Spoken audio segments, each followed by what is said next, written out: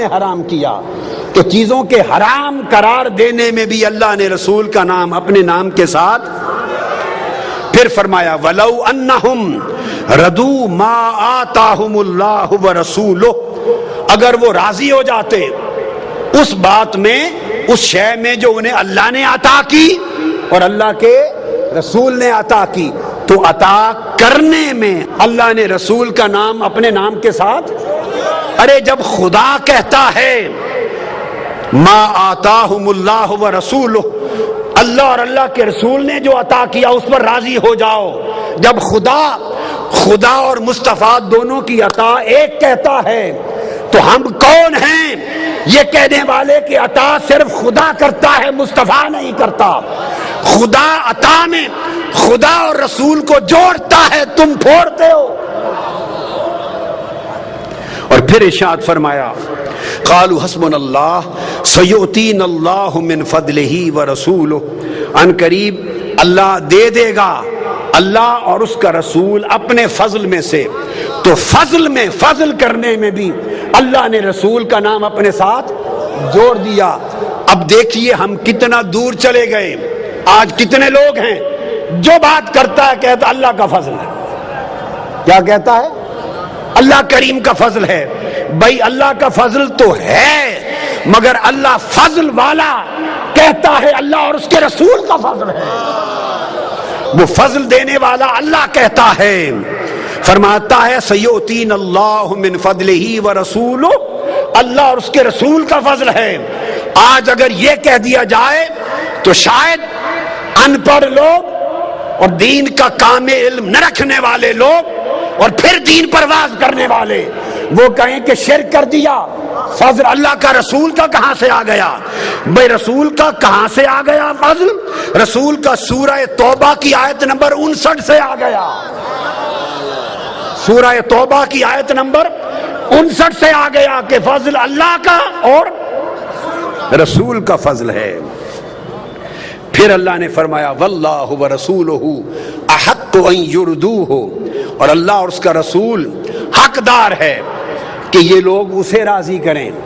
تو رضا میں بھی خدا نے مصطفیٰ کا نام اپنے ساتھ، رضا میں مصطفیٰ خدا کے ساتھ، عطا میں مصطفیٰ کا نام خدا کے ساتھ، فضل میں مصطفیٰ کا نام خدا کے ساتھ، تحریم میں مصطفیٰ کا نام خدا کے ساتھ. من یحادد اللہ ورسولہ، جو اللہ اور اس کے رسول کی نافرمانی کرتا ہے، فرما برداری میں مصطفیٰ کا نام خدا کے ساتھ، نافرمانی میں مصطفیٰ کا نام خدا کے ساتھ. اور پھر فرمایا فما نقموا الا ان اغناہم اللہ ورسولہ من فضلہ، کہ اللہ اور اس کے رسول نے اپنے فضل سے غنی کر دیا. اللہ بھی غنی کرتا ہے اور رسول بھی غنی کرتا ہے.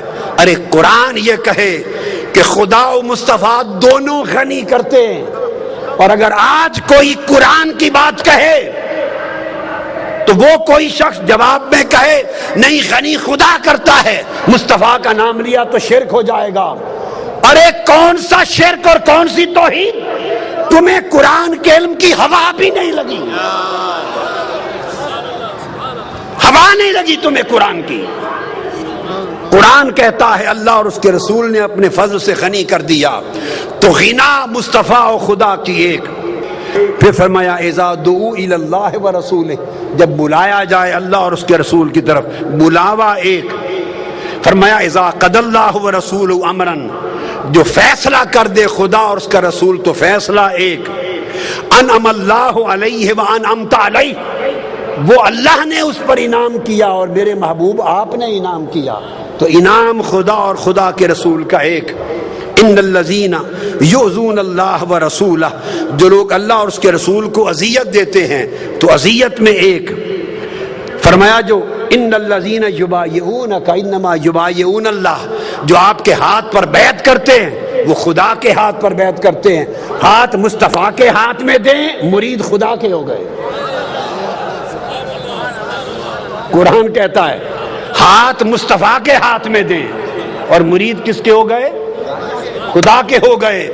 ید مصطفیٰ ہی ید اللہ ہے.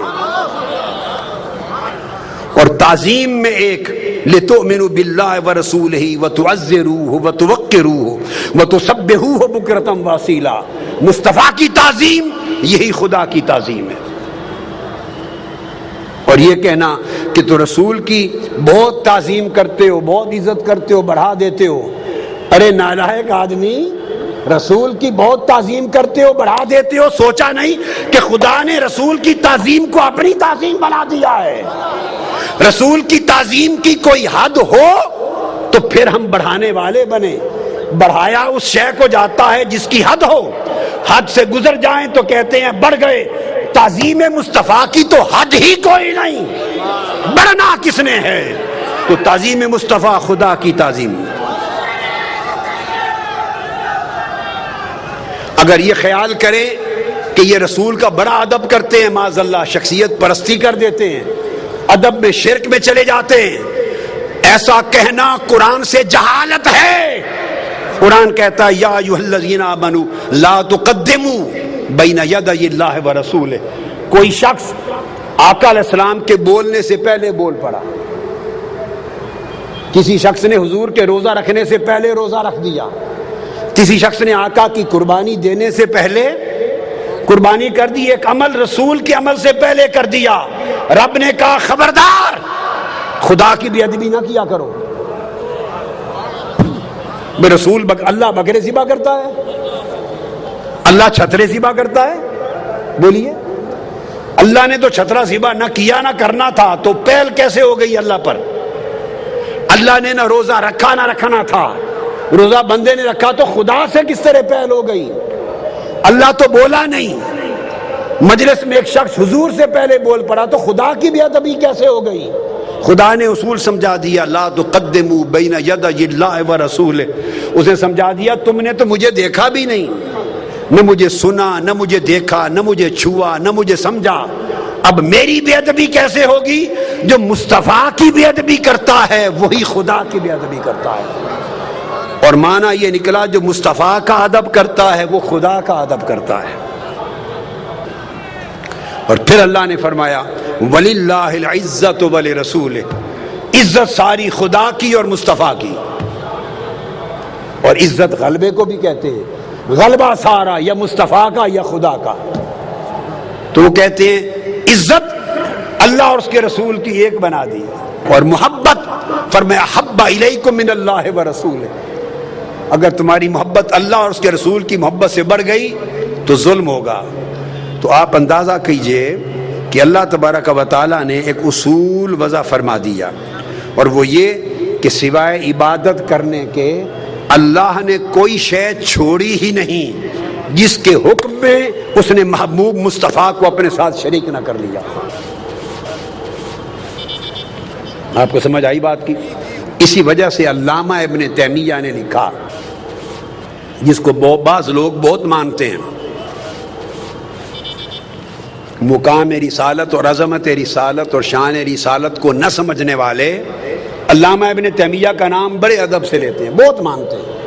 اب ان علامہ ابن تیمیہ نے لکھا صارم المسلول میں، وہ لکھتے ہیں فقد اقامہ اللہ مقام نفسہ، اللہ نے رسول کو اپنا قائم مقام بنا دیا۔ سن لو، یہ علامہ ابن تیمیہ کی زبان ہے۔ اللہ نے رسول کو اپنے مقام پر کھڑا کر دیا ہے، اپنی جگہ پہ کھڑا کر دیا ہے۔ فَأَقَامَهُ اللَّهُ مُقَامَ نَفْسِهِ، اللہ نے رسول پاک صلی اللہ علیہ وسلم کو اپنی جگہ پر کھڑا کر کے قائم مقام بنا دیا ہے۔ فِي أَمْرِهِ وَنَهْيِهِ وَإِخْبَارِهِ وَبَيَانِهِ فَلَا يَجُوزُ أَن يُفَرَّقَ بَيْنَ اللَّهِ وَرَسُولِهِ فِي شَيْءٍ مِّنْ هَذِهِ الْأُمُورِ۔ لہذا امر دینے میں، منع کرنے میں، خبر دینے میں، بیان کرنے میں اللہ نے رسول کو اپنا قائم مقام بنا دیا ہے، لہذا ان امور میں اللہ اور اس کے رسول میں ادنا سا فرق کرنا بھی ناجائز ہے۔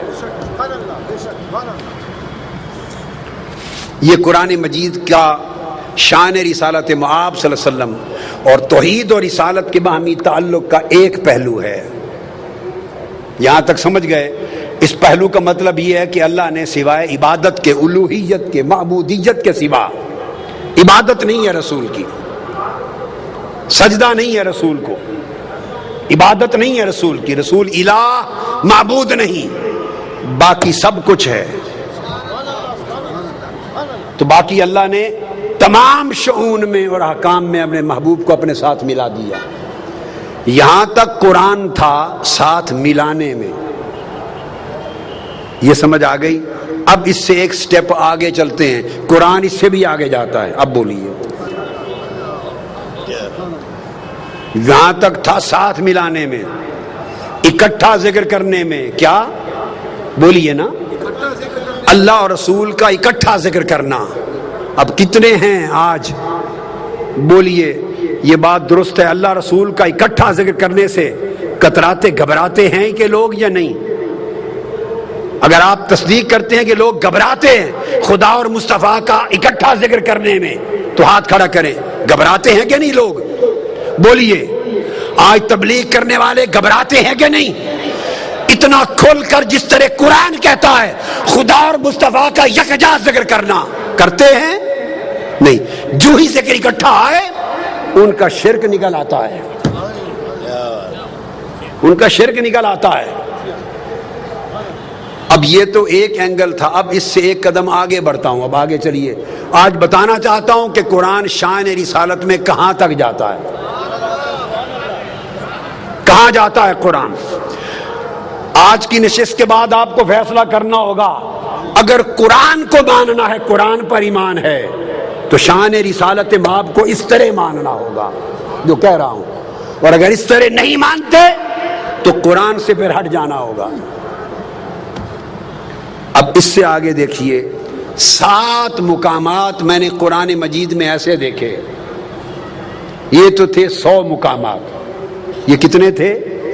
اونچے بولیے، 100 مقامات تھے، 100 آیات جہاں خدا و مصطفیٰ کا ذکر ہر حکم میں اکٹھا کیا سوائے عبادت و الوہیت کے۔ اب 7 مقام ایسے ہیں، 7۔ تو قرآن کا تو ایک ہی مقام کافی ہوتا ہے نا، وہ قرآن ہے، کیا ایک ہی حکم آ جائے، ایک ہی آیت کافی ہے ایمان کے لیے؟ یہاں 7 مقام قرآن مجید میں میں نے ایسے نکالے، یہ جو بتا رہا ہوں اس کا تذکرہ میری کتابوں میں ملے گا، میرے خطابات میں ملے گا، کہ نہیں ہوا کام تو اس میں اب ہمارا کیا قصور ہے؟ اگر کسی نے نہیں کیا تو ہمارا کیا قصور ہے؟ اور ابھی بھی لوگ ہیں، یہ آقا علیہ السلام کی شان کو یوں بیان کرنا، ایسے لوگ بھی ہیں کہ وہ اس کو سنیت ہی نہیں سمجھتے۔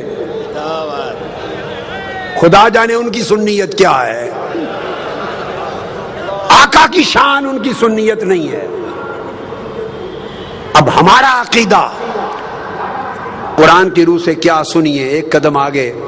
7 مقام ایسے ہیں کہ اللہ پاک نے اپنا اور حضور علیہ السلام کا ذکر کیا، اپنا اور حضور علیہ السلام کا، خدا اور مصطفیٰ دونوں کا ذکر ہوا، لیکن ضمیر واحد کی استعمال کی، 2 کی نہیں۔